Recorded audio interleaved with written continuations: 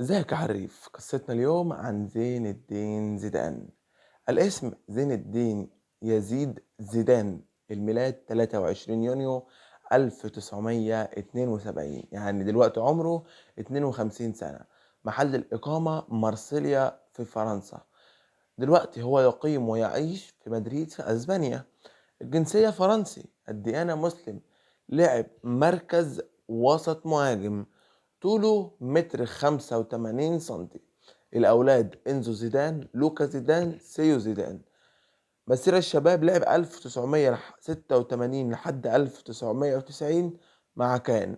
ومسيرته الاحترافية كمان لعب من 1998 لحد 1992 مع كان. 61 مباراة، 6 أهداف. ومن 1992 حتى 1996 برودو لعب معاهم 139 مباراة، 28 هدف. ومن 1996 لغاية 2001 مع يوفنتوس 151 مباراة، 24 هدف.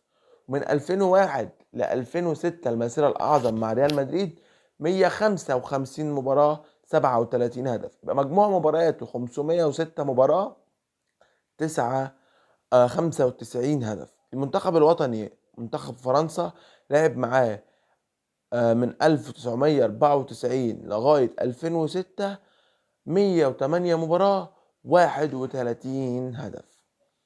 طبعا زيدان حصل على جائزة أفضل لاعب كرة قدم في العالم 1998، وحاز كمان على جائزة كرة الذهبية 1998، وخد وسام جوف الشرفي من رتبة فارس 1998، وأفضل لاعب في العالم 2000 و2003، وكرة قضية الذهبية 2006، وناشين جوف من رتبة ضابط 2008. فاز بدوري الإيطالي مع يوفنتوس، وفاز مع ريال مدريد بالدوري الأسباني ودوري أبطال، وهدفه الشهير برجله الشمال في مرمى مارسيليا، الهدف التاريخي الذي لن ينسى أبدا. وفاز مع فرنسا بكأس العالم 1998، وفاز ببطولة أوروبا 2000، واعتزل في 2006.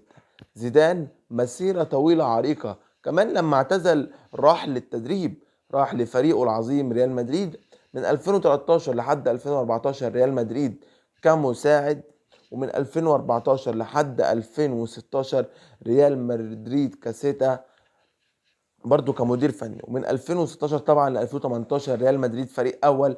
مش محتاج اتكلم عن المسيره الاعظم دي اللي حقق فيها 3 دوري ابطال ورا بعض متتاليين في العصر الحديث. محدش عرف يعملها غير زين الدين زيدان في ريال مدريد. ومن 2019 لحد 2021 زيدان برضه مدرب ريال مدريد، وفاز معاهم بدوري اسباني، وفاز معاهم بدوري ابطال اوروبا 3 مرات، وفاز معاهم بكاس الملك وكاس السوبر الاسباني، كاس عالم انديه 3 مرات، السوبر الاوروبي 3 مرات. زيدان اسطوره، فاز بكل البطولات اللي انت نفسك تحققها في العالم، فاز بيها زيدان كمدرب وكلاعب. زيدان اسطوره فرنسيه، اصول جزائريه. ما ننساش ان اصله جزائري. زيدان، زيدان هو اصلا من اصول مصر جزائريه، ولكن اختار جنسيه الفرنسيه لانه والده كان يعيش في فرنسا وكان بيحب فرنسا، وهو كان الافضل صراحه لفرنسا. ولكن كل حاجه انه مسلم وكان بيعيش عيشه كويسه وكان مراعي دين الاسلام، فهو لاعب محترم ومدرب كبير، وسيبقى أسطورة. زين الدين زيدان صاحب اللمسة الذهبية، اللي كان بيلعب فعلا زي ما قالوها زمان، وانا بلعب على الواقف. كان بيلعب هو على الواقف، لاعب رايق هادي كبير، أسطورة. ما تنساش بقى يا حريف الاشتراك في القناة وتفعيل الجرس واللايك والكومنت الإيجابي. ما تنساش الدعم الإيجابي لإخواتنا الفلسطينيين. اللهم كن لهم عونا ونصيرا.